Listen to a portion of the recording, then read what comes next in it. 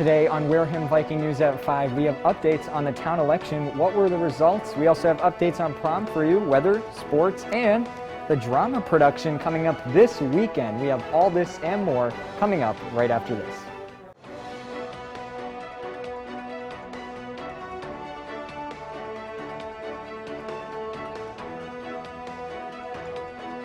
Live from the WCTV studios in Wareham, this is Wareham Viking News.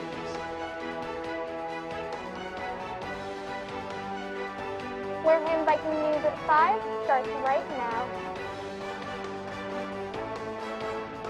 Hello everyone and welcome to Wareham Viking News. Thanks for joining us today on our news show. My name's Indiana Troop, I'm your host, and we have a special episode today of Wareham Viking News for our viewers at Wareham High School and across the town, because Wareham High School's Viking Theater Company is putting on this amazing production of She's Dead, a student-written production coming this Saturday to Wareham High School.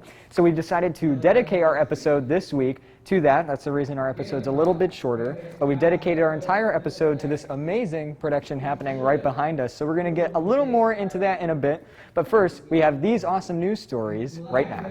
All right, we're back here in our AV Club high school studio. It's been a while, but we're here for our special drama episode today to give you the news. So let's get right into it. Yesterday, the citizens of Wareham voted on the different seats up on various town political spots. In the annual town election, Board of Selectmen, School Committee, Sewer Commissioner, Housing Authority, and Deputy Moderator spots were up for re-election. In the race for Deputy Moderator, Housing Authority, Sewer Commissioner, all of the candidates ran unopposed and were re-elected to their respective positions. In the race for Board of Selectmen, 3 vied for 1 open seat. That's Glenn Lawrence, Alan Slavin, and Tricia Wirtz. In the end, the incumbent, Alan Slavin, was re-elected to the seat despite both Lawrence and Wirtz earning a substantial amount of the total vote.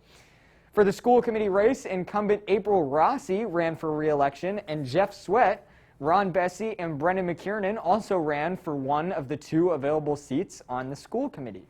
Jeff Sweat and April Rossi were both elected to the school committee and will serve 3-year terms each. About 7% of registered voters voted at the election, a low turnout for our town.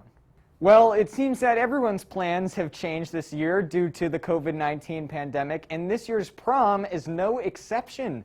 Although the class of 2021 had their prom venue approved back in February of 2020, the plan has been flipped upside down due to the current public health and safety guidelines. The previous venue would not provide the space needed for social distancing during the senior prom.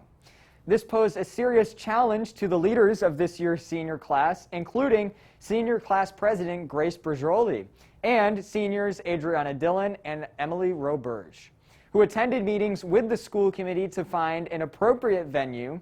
They finally found one at Plymouth Plantation, which would provide adequate space for social distancing in an outdoor tent and the pavilion area. The school committee approved the venue change last Thursday. According to Brajoli, the prom will be held on May 22nd at Plymouth Plantation, with tickets costing $75 per student. Dancing is allowed, but students must be masked. Tables will seat 2 students 6 feet apart from each other, and the tables will also have 6 feet of space in between them. Wareham High School Principal Scott Palladino has also noted that there are plans to have a senior promenade at Spillane Field this year.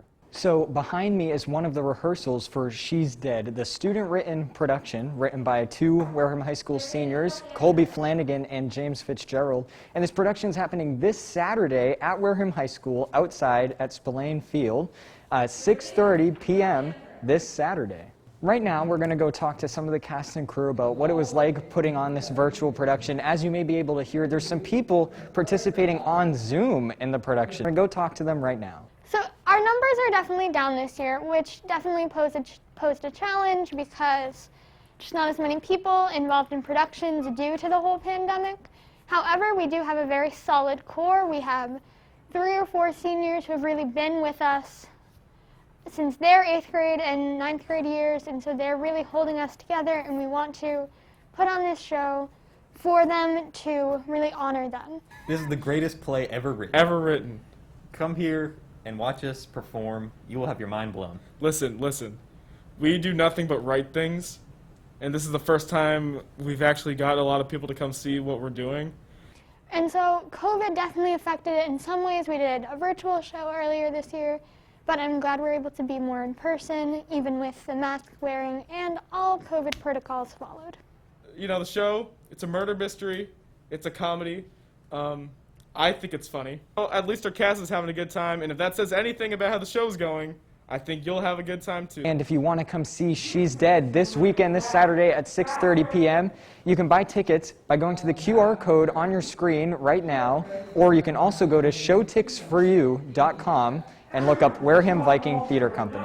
Well, the weather's been pretty crazy this week. We're in that weird segue between spring and summer weather and lots of rain too, but we have everyone's favorite weatherman, Alex Burdick, to tell us about the weather. So Alex, what is the weather looking like this week? Okay, this past week sure has felt like spring. Let's talk about yesterday first. Yesterday was cloudy and had a high 51 and a low 46. There was also humidity of 83%. Today we have had some rain that we will also see tonight. In total, we should get about half an inch, and we have a high of 57 with a low of 48. We also have 9-mile-per-hour winds. Tomorrow looks like it will be mostly sunny with a high of 65 and a low of 43. There will be winds up to 15 miles per hour during the day.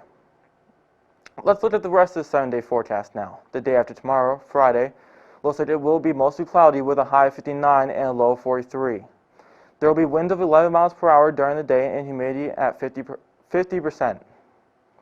Saturday will have scattered showers with a high of 55 and a low of 43. The showers will start later in the day. And there will be winds of 10 miles per hour during the day, and humidity of 56%.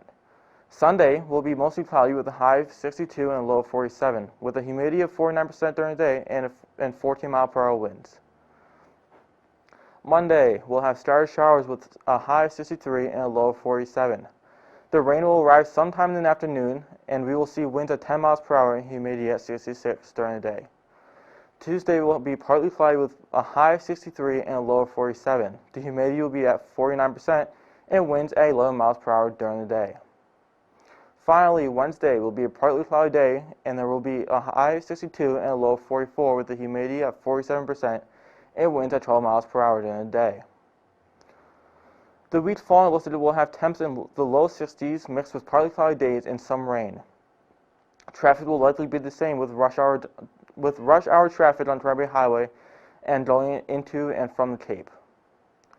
Your trivia question for the week is, in which Shakespeare play does Lancelot Gobbo appear in? Is it A, Merchant of Venice, B, Romeo and Juliet, or C, Hamlet, or D, The Tempest? Romeo and Juliet. The correct answer is Merchant of Venice. Thank you. I'm Alexander Bird, and this was your Wareham Viking News weather report.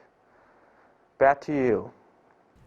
This is Laura Clemens, back with your Wareham Viking News Sports Report. Let's dive right in. The Wareham High School spring sports season will begin Monday, May 10th. Sports running during the season are boys and girls tennis, boys and girls track, softball, and baseball. The Red Sox lost Wednesday night in 10 innings to the Detroit Tigers. The final score was 6-5. Also on Tuesday night, the Boston Celtics won by a large margin over the Orlando Magic, with the score ending as 132-96. The Celtics are 35-31 on the season. On Tuesday night, the Boston Bruins lost to the New Jersey Devils in overtime. The Bruins have 4 games left in their schedule. Now back to you, Indiana. Well, great job, everyone, but it is time for us to go. Make sure to come out this Saturday at 6:30 p.m. to She's Dead, this amazing production you can hear right behind me. But it is time for us to go, so to keep up on all current news in Wareham, you can go to www.warehamvikingnews.com and like us on Facebook at Wareham Viking News. Make sure to continue to tune in Wednesdays for our live broadcast at 5 p.m. or on YouTube, Facebook, and EduVision for our rebroadcast. And you can also check Thursdays at 9 a.m. for our rebroadcast. Thanks for being with us right here on WCTV for your best source for news, sports, weather, traffic, and more. Until next time, Wareham, goodbye and stay safe. And cut.